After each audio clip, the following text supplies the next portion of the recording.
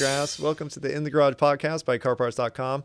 I have Ron Hay from ModBargains.com here, and we're talking about Teslas, BMWs, kind of intro modifications, and all the other things that you do, including your YouTube channel, which is fantastic, by the way. Thank you. I appreciate that. We have two YouTube channels. One is the ModBargains one, which has got a lot of classic information on there, and the newer channel, which is an informative. So if you want to learn about car modifications, called Talking Mods. So love it. Well, and I checked out all your videos. They're fantastic, good production, excellent, information in each one, which is actually really hard to do, and you get a ton of views. So congrats on that. Thanks so much. So what kind of got you into kind of educating the market on the modifications? I know you sell the parts and you do the upgrades, but taking that next step is really big. To educate the market, looked at it from my point of view. So when I got into the whole reason of ModBargains even existing, right, is one is there was no website that had all the parts within it. So if you wanted to buy lights, you had to go to the lights guy, and you could use car forums or whatever news group type of areas at that time. You didn't have Instagram. We didn't even have iPhones at this time. We're talking about like 04, 03. Okay. So, and you would go to one guy for the wheels, one guy for this, and there was no expertise. There's no information. And I kind of went through my own journey of like learning about a lot of the stuff. And one of the things that I realized about the internet was a major source of information, right? We want to learn things, and then we go make those decisions and product purchases. So one of the things when we created the site to be all encompassing with, all the different components, so wheels, tires, exterior, suspension, exhaust, so forth, was we need to educate about the actual products, because all the other websites would just have part number, a quick one picture or whatever. There was no like sound clips of an exhaust. There was no explanation of where it came from, right? If this product came from Austria or if it was made in Japan. Is that important? Is the steel, is that important? Why is it important? What are the benefits of all these things? So it started to become this more educational kind of thing. And then it came down to, for example, in wheels, we wanted to educate people on why they should get higher quality wheels. Because I've gone through all the missteps and the follies of, hey, broken wheels, or, not getting the right suspension, my car riding like terrible. I have, this is a while ago. I mean, I still have it. It's a 911 turbo, but I went through 3 exhausts on it. So, when you think like, when you're younger, you go for this louder and louder exhaust. Well, you don't realize there's drone, and, that's going to, if you're in, California and you're driving in traffic, that drone starts to give you a massive headache. It is annoying. It might be fun and cool on the outside, but eventually you get really tired of it. Yeah. So just figuring out the right exhaust is a whole thing in itself, for certain people. Well, even from that perspective, the comfort level that this thing's going to provide or take away is something a lot of people don't realize. I had to say, I put a Flowmaster on a 93 Eclipse, and it was super loud inside and out. And it at the end of the day, the car still only had like 90 horsepower. So right, it's all about the sound, right? Because that's what is motivating that purchase for the person, right? Yeah. Because we want to be heard or seen, right? And because you have that idea, and that's part of why it's sold. That's why the product exists. But there might be other things that people want to get. So whether we're talking about Teslas or BMWs, for example, Teslas, one of the big modifications that we do, the number one modification I'd say, is especially the Model Y. The Model Y is very uncomfortable. Huh. So it's kind of designed off the Model 3 chassis and everything, and then they just threw it on, put on some springs, and they've been like trying to tinker with it, trying to make it a little bit better, but it never really got there. So we sell a lot of suspension to try to make it more comfortable, because most people who have a Model Y are commuting, going places back and forth. It's their daily driver. So one of the biggest requests is it more comfortable? Is it going to make it more comfortable? It's not just about lowering it, which typically you think like springs or suspension, the lowering side, right, of when you're modifying a car. You think less comfortable most of the time. Right, and you think, and that's misinformation, again, more misinformation, because the most comfortable cars will be a race car. The more comfortable you are, the further you will go into, a turn. You're going into an apex, you're going into that turn. The further you'll go and push that car inside that turn is the more comfortable the car is. So if the suspension is responding the way you want to, the further you'll go and the more comfortable that car is. So A lot of people don't seem to understand that, because there's this concept when the manufacturers build a car is, oh, it's a sports car, it's a sporty car, whatever, and it's always going to have that like stiff, it's a little stiffer, and therefore it's sporty. Yeah, That's feel not the the case. road. That's not really the truth of the way suspension should be set up. So it should be set up so that it's more comfortable. Yeah. Love that. Yeah. Well, and so you educate not just on, the parts you could do to upgrade, but the variations of those parts too, like coilovers versus springs, and Exactly. And so do you actually coach these people when they come into the shop as well? Is that kind of the Yeah, core so we spend a lot of time teaching our salespeople, right? So that they can help people out. So there's that kind of like boutique level where you're getting that experience where you call in if you do, or if you email or chat with us, whatever it is. But we do it also online with the YouTube and so forth. We want people to have that education, whether it's on, we write it in articles on the blog. So we try to do as best as we can to educate people so that they can make the best decision. We want our customers to be happy. love that. So, and that's, we want them to come back, because the worst thing I think in our industry and in anything of modifying is if people have a negative experience in modifying, they're going to tell 10 of their friends never to modify their car again. And that can be the worst thing. That's the end of our industry. Yeah. And that's the thing that I fear would happen. The best is if they have a positive experience and tell 10 of their friends, no, you can get this suspension, it's going to be more comfortable. Or have a positive experience that, I don't know, makes them feel better. Whatever it might do for them, that they're going to, spread a positivity about it. So that's a great way to look at it. Yeah. So that's the long run of it. That's the big picture. We're not here we've been almost 20 years. So you don't want to look at this. We're not creating a company just to be there for the short term. We want to be there with customers for the long term. I love that. Yeah. Now, 20 years, that's a long time. And the industry, actually everything has changed a lot. Dramatically. During that. Dramatically all the time. Dramatically all the time. What are the kind of the biggest differences you see now for the modifications you're doing versus, say, 15 years ago? Modifications versus 15 years ago. Are people still doing the same type of thing, or is there like a trend towards? I mean, the trends change, right? So let's say they're doing wheels, the type of colors that people go for will always change. Like when I first started, it was always just like silver, and then there was like this huge trend of like black wheels. I remember black, yeah. I remember and then there was time attack for a good 2 years. Yeah. Gunmetal was really popular in like the mid 10 years ago. Okay. Gunmetal was really popular. Bronze has become popular, but bronze is going away, and we're going back to silver. So you see trends like in colors. You see trends with like certain brands that are done better by people that become more popular over time. Well, actually, in regards to trends, have you seen any other trends? Oh, actually, let's just talk about the brands. So, the brands that have become more popular as you've installed them, or more reliable, or how does that work? Yeah, I mean, you see brands like KW, for example, right? Before. So let's say in BMWs, during the E46 era, it was the Bilsteins that were like dominant. And then you have the E46 M3 CSL, if you recall, was trying to set the Nürburgring record. So the first 2 years they were using Bilsteins and they just couldn't beat that record. On the third year, they switch over to KW. It's obviously a race suspension, but they switch over to KW and they shatter the record, and like they blow away, like it's like 30 seconds faster.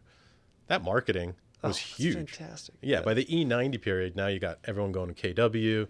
You've got now standards that are changing. You got now lifetime warranty because KW's offering that. You got stainless steel, and it's KW's like, you've seen this huge ramp up, and KW now owns like BBS and so forth.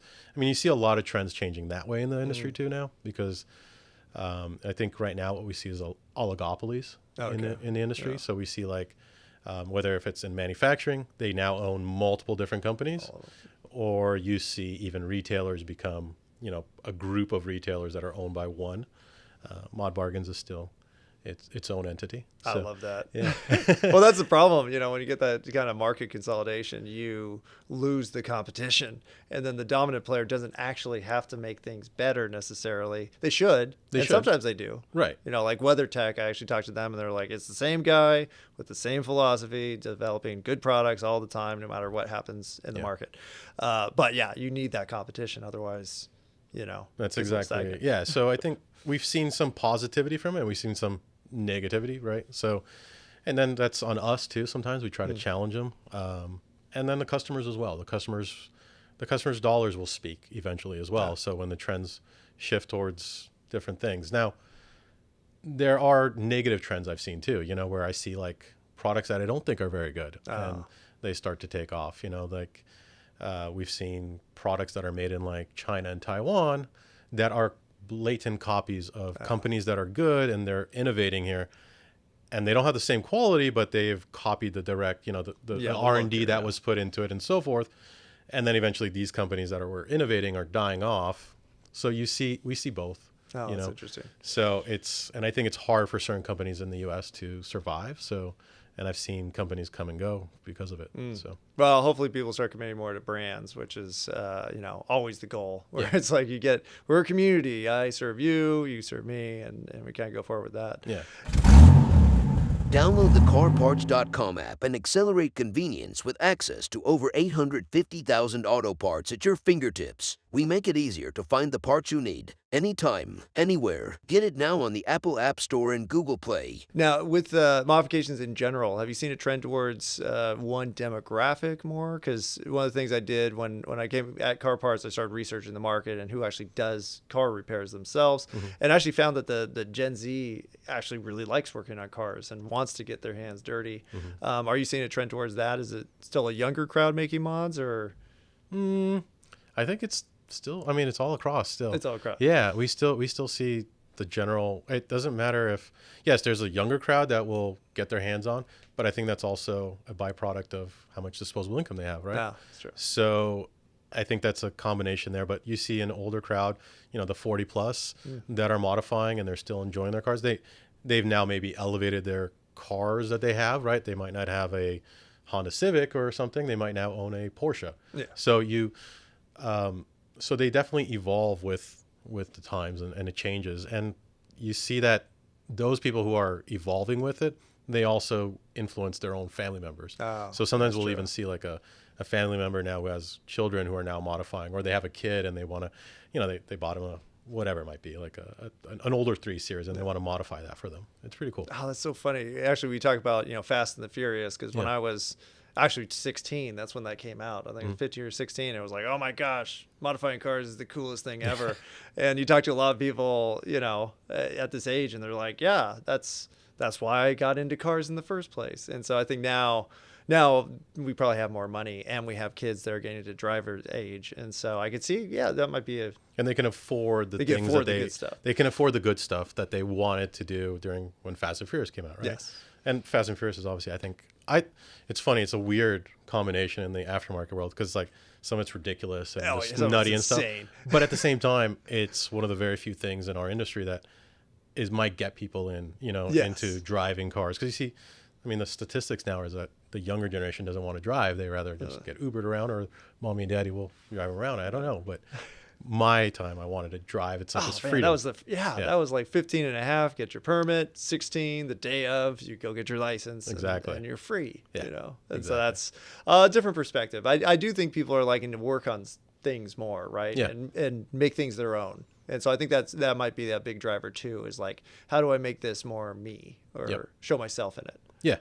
Showing yourself is a huge part of the aftermarket. And it's also an expression of, if you go down to, this is kind of one of those like interview questions that I give people, but like trying to get down to the core of it, there is, and it might be controversial, but I always throw controversial stuff out anyway. So the reality is that people do it, I think, because it is to attract a certain group, whether it's to attract friends or to attract the opposite sex. Yeah. Because the images that Fast and Furious and those things have painted, like if you were a kid and you had a Lamborghini Countach, let's say, on your poster or whatever, there's that image, that romance that comes with it. And I think that's the sexiness of, why you modify, or why you have a gull-wing door, or why you have nice wheels, or why do you have an exhaust to be heard, right? So to be seen, to be heard. And that gives that individual, yes, there is an individuality, but at the same time, it's really to be noticed. That's why we wear certain clothing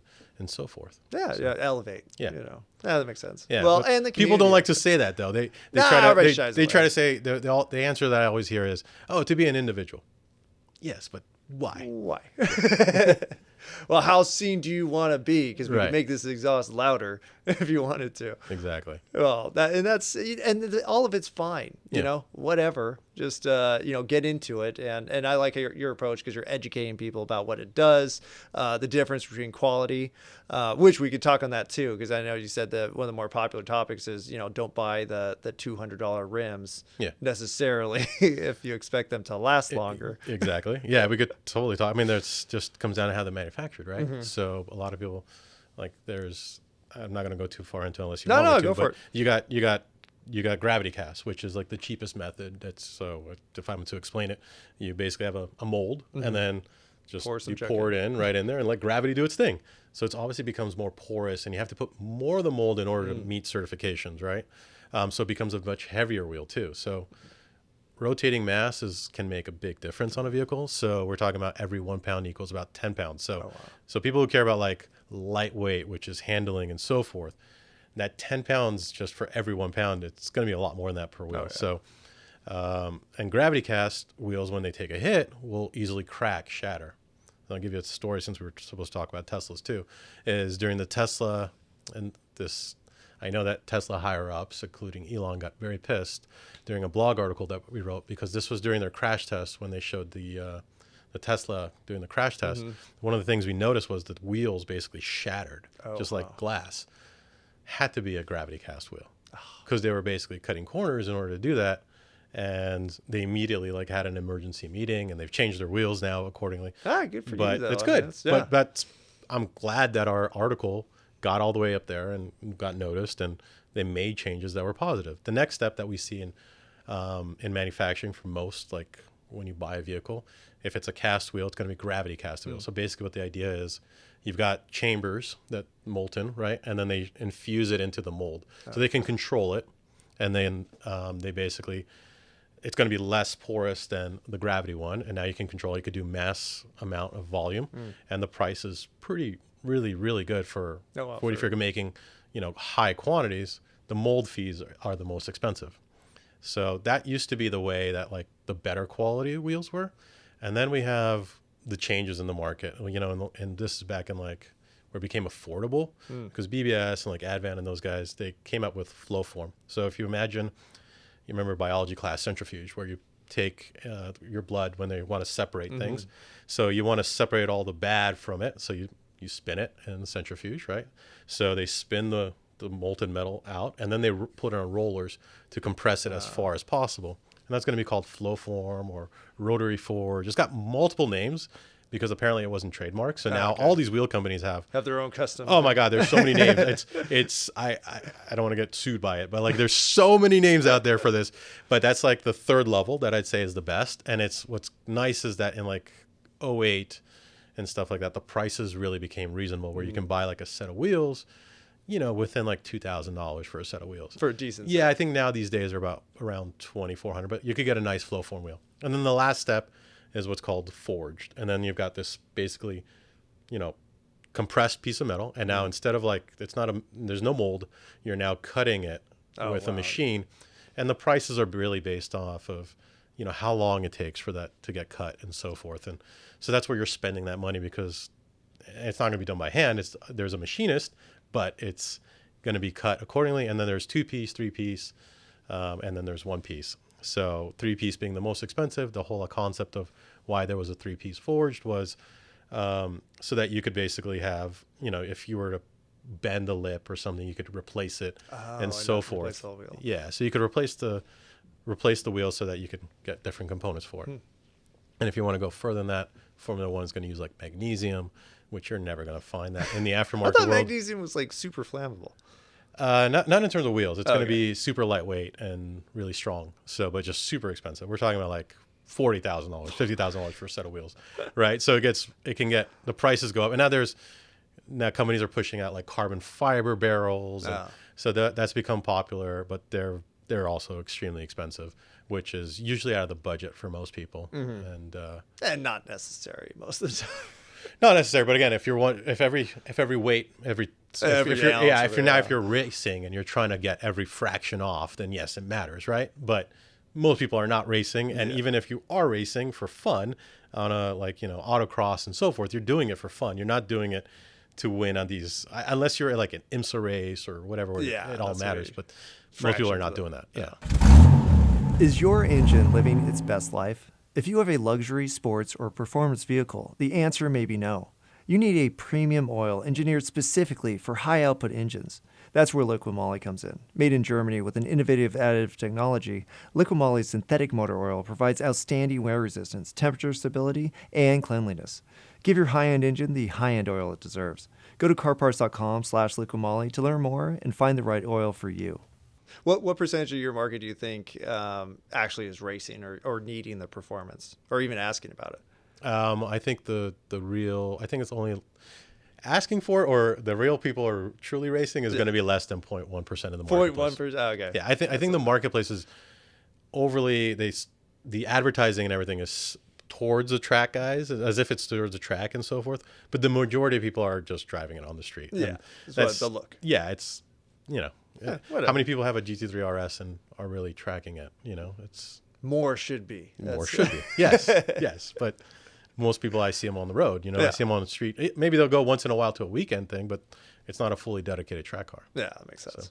So for mods in general, is it kind of go wheels and then springs and suspension and then you said exterior? Yeah, so wheels are extremely popular because it gives us, it's like shoes. It's very noticeable.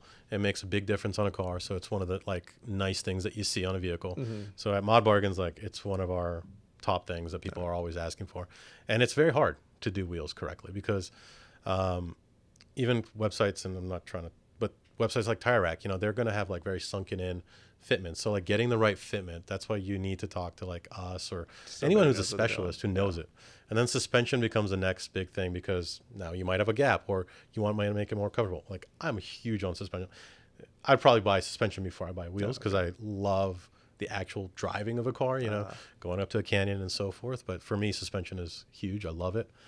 And then it comes down to it goes into different areas. It goes into, the body kits, the exhaust, sometimes interior, and just different cars have different needs that they might not look good in certain ways. So,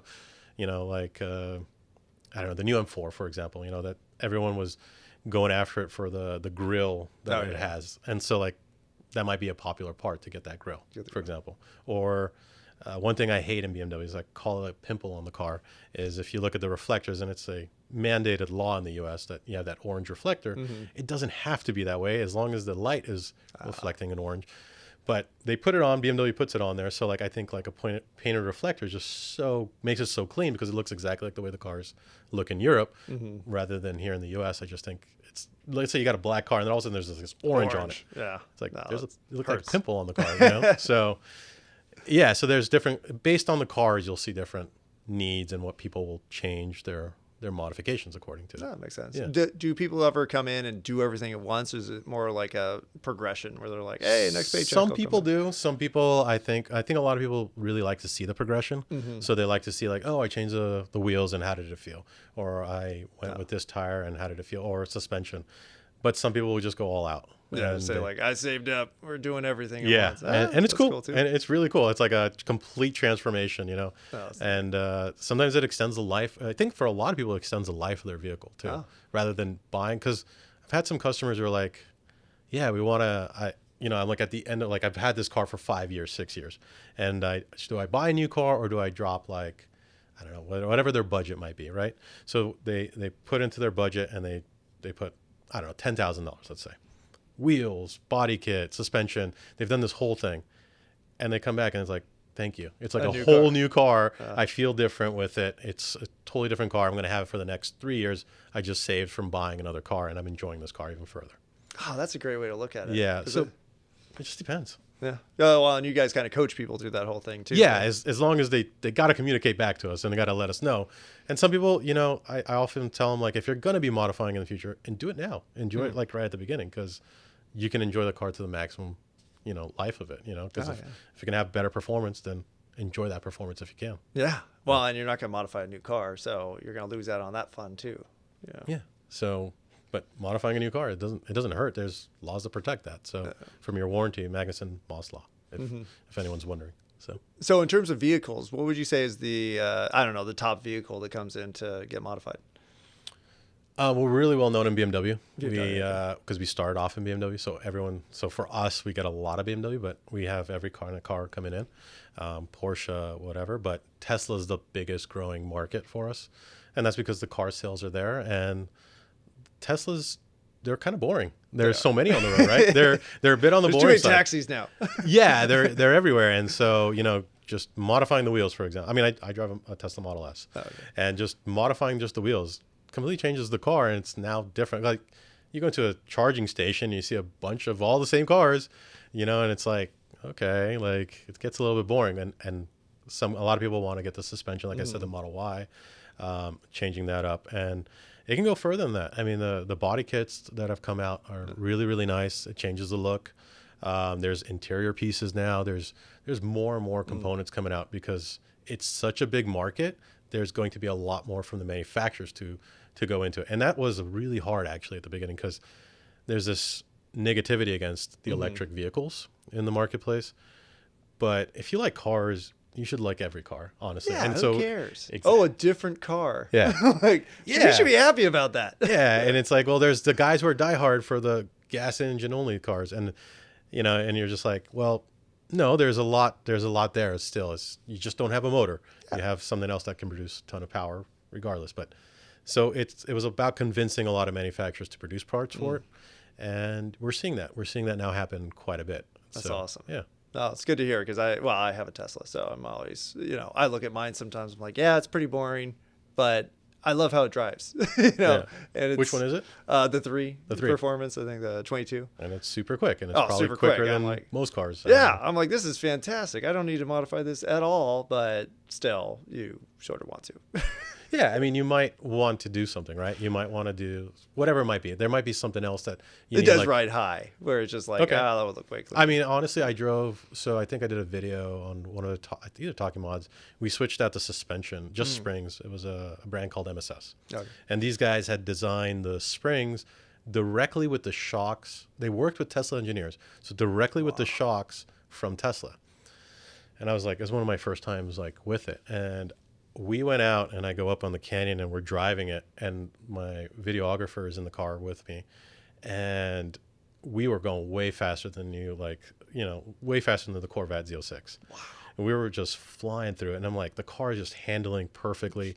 It was like a completely different car. I was like, it felt like it was like a 70% different car, the handling. And I was like, I couldn't believe look that up after this. Yeah. No, but you should, because it was that much fun. And I was like, wow, if I had a Model 3, not a Model S, I would definitely get this because, wow, it made such a difference. And then, we came out of the car, and my videographer's like, he's like, oh my God. I'm like, I'm going to throw up. I'm like, what happened? He's like, I've never been that fast. I feel it. And I literally got car sick. I've never, and he's filmed me with so many times. He's like, we went so fast. It was handling. It was just gripping the road. Like we were taking these turns and we're just gripping the road. And it was just like, he's like, I couldn't believe it. And I was like, yeah, I see it. That's insane. Yeah. Well, yeah. If you could make a car videographer. I mean, they made the cars really, really crazy. I mean, look at the Plaid. I mean, the Plaid. Just insane. Nobody needs to go that fast. No. Well, it's like my wife got the X, and that thing is just a bullet. The only problem with it is it doesn't feel like you're actually moving that fast because it's super smooth, and so even though you could be going really fast, it's like, it's like being in a bubble. Yeah. I like the road feel. Like you were saying with the 3, and that's actually one of the things I like about it versus the X was just like I could feel the road, feel like I'm driving, feel the turns, all that kind of stuff.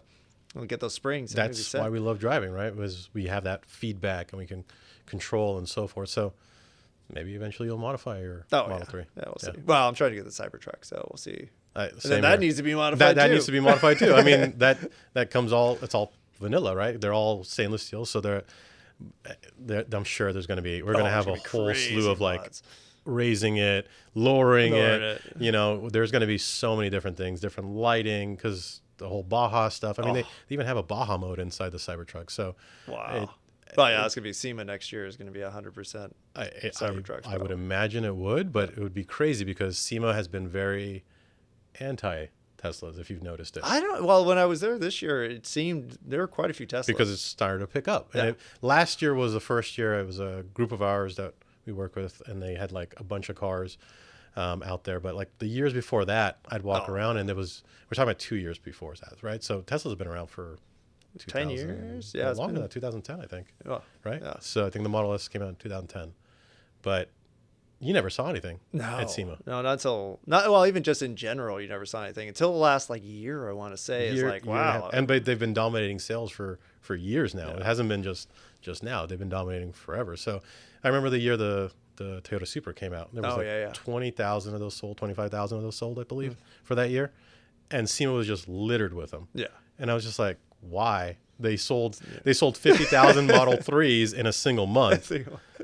Yet we all have Supras here. Like, shouldn't we focus on yeah, it is. But at the same time, there should have been some representation of the other vehicles. And that's SEMA's kind of like, again, but that's because it was people were being safe. Yeah. Big show, super expensive. Exactly. Like, they're probably going to go like, I could go harder, but I'm not going to because, don't want to risk it. Yeah. J.C. Whitney is back. The original auto parts catalog, a garage staple and cultural cornerstone for over 100 years, is now a magazine. Whether you're a newcomer or a longtime gearhead, J.C. Whitney instills confidence by delivering expertly curated auto parts and a gateway to engaging community experiences, entertainment, resources, and inspiration. Learn more about the new J.C. Whitney at jcwhitney.com. For sure. Well, so what would you say is your favorite car to actually modify when it's brought in the shop? Around the shop? Ooh. That's a tough one because, oh, man. BMWs, we know our way all around it, like no problem, right? So M3s, M4s, we know. I love those cars because there's so many things you can do. There's so many products. I like cars that have a lot of products for them. Okay. Well, potential. Yeah, and potential and product. Well, you have a variety of availability, right? So you don't just have one brand of springs for this car. You've got now options, and so that you can actually, this guy wants comfort, or he wants to go track, or he wants to go. So when you have that, I think it makes it more fun. Oh, that's neat. Yeah, more custom. So more customization. They have more. So usually when a car is more popular, we have more availability of products for it, and so that makes it more fun. I mean, I love Porsches too, just because they can handle anything you throw at them, which is really cool. And I think that's what makes that's the best way I can answer that question is the cars that have more options and the customers who want to explore that with you. So when they want to explore that with you, then it becomes really fun because you discuss what their personality is like and what they're trying to achieve, and then you kind of find the right products that they want. Yeah, work together to make it happen. Exactly. Do you have a favorite build? Favorite build? Yeah. There was an E92 M3 that this one customer basically just said, go ahead and make it basically your dream car. And whatever you want to do, I'm going to pay. I was like, wait, what? You want me to pick everything? It's like, he literally just let me pick everything. Wow. And I was very surprised. And I wasn't like trying to make it. It was what I would personally do. Yeah. So it turned into it was my build, but for him. And I just like loved going through that whole process. I mean, some customers have been that way where they just say, what would you do? I trust you. Yeah, I trust you. You go ahead and do it. And we've done other cars for him, but he just said, go to, and it was a pretty expensive build. I mean, it was like close to 100,000. Wow. Yeah. I mean, that's a good amount of mods right there. Yeah. But he definitely enjoyed it. And it was super modified. I mean, it was just an awesome car. Oh, that's super cool. Because we were going with, he said, go with high quality. And I was going with like the high quality stuff that I would do, so, and that to me was like the ultimate dream, like someone was allowing me to basically go whatever. Crazy. Yeah, go crazy with blank check. Yeah. That's awesome. Yeah. Now I have to follow that up with the least favorite build. Or maybe build model. Like, is there some car that you're just like, oh my God, why is that in the shop again? We don't do these anymore, but I mean, back we were trying to do FRS turbos. Oh, okay. The FRSs don't take turbos very well, and so they overheat quite a bit. They should be supercharged, so they're very temperamental. It doesn't work. So that was one of my least favorite things, and trying to explain that to people. They don't want to hear that. Yeah, they don't want to hear that, and they just fix it. Yeah, just get it done this way. And I'm like, okay. All right. But I'm trying to think of anything else that's like, I don't know. Everyone's different. Every car is different. I love all vehicles. Like, no, that's cool. I'm not this like just European. Like, it's, if it's an American car, it doesn't make a difference. It's just there's so many cool cars out there, and they're really, they have different purposes. They're built in a different way, I've noticed, right? So like the Mustangs are phenomenal, you know, supercharged Mustangs, they produce insane amount of power. You got to respect that, you know. You're not going to get that with a BMW. Now, the new BMWs, yeah, you can do a lot more power with them, but than the old days. Yeah. But now that's a new situation, right? Where Mustangs have been around forever and people add power all the time. Right. But then how do they handle, right? Then becomes the handling, right? Like the Hellcats, I'll be honest, I don't really think they handle very well. Yeah. And it feels to me like I'm driving a boat. So I hate that feeling. Yeah. Floaty and, So like I've tried to work with customers on trying to dial that in, but I've never found a product that got it right. I think it's just the chassis itself. So certain things I don't like about certain cars, and certain things I like about certain cars. You know. Nice. So. Well, I'd love to hear that because you know that a lot of owners would be, no, I love every car for every reason, and anybody can build anything. And you're like, no, don't say that. No. It doesn't work that way. No. Well, that's good because that means you know what you're doing. So that's awesome. Do you have anything big coming up, or I don't know if you guys do builds or shows or? We attend car shows, right, in Southern California. We have big stuff coming up on our website. A lot of changes, a lot more products. So we have a lot of access. We work with a lot of brands. The problem is that we had this technology limitation, and technology's gotten so good that we can now finally utilize it. It's been years and years of progress on this, where we went from like. Having like 50, 60,000 SKUs, which is quite a bit. We went to like 800,000 SKUs. Yeah. We could go to about 8 million SKUs. And we're utilizing AI now. We're utilizing a lot of technology to get it better. And we're also utilizing like these. So now there's connection pieces that we can do. So we can have better control over inventory, more products available for customers. So I'm excited by that because it's been years and I love technology. So I spent a lot of time with that side of it where we're building into this great way so that we can get more information and more products out to customers and also still at the same time educate. Yeah, so if we can still educate, that's going to be great. And that's the big projects. You'll see some changes coming to the website in the coming months. There's already been a lot of changes. Nice.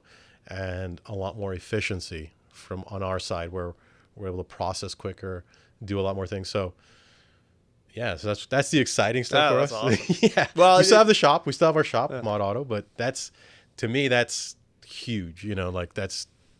Well, you can serve a lot more people. Yeah, but it's also finally we always had these products, just couldn't get all that out there for people. And that's the challenge.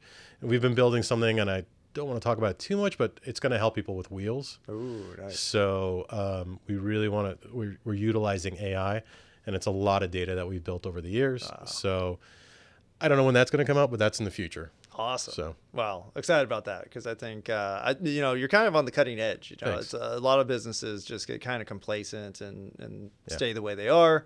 But the ones that are going to be around for a while need to do what you're doing, which is, providing content, good information and value to your customers and, increasing what you do, going from 60,000 SKUs to 8 million. That's super impressive.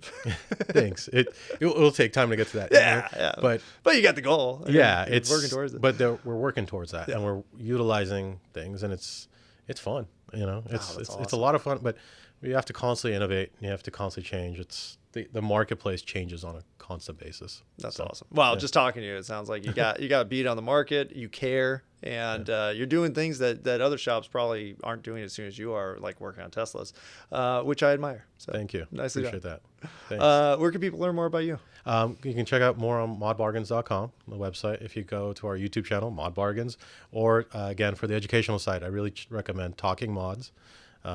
Just go to YouTube, Talking Mods.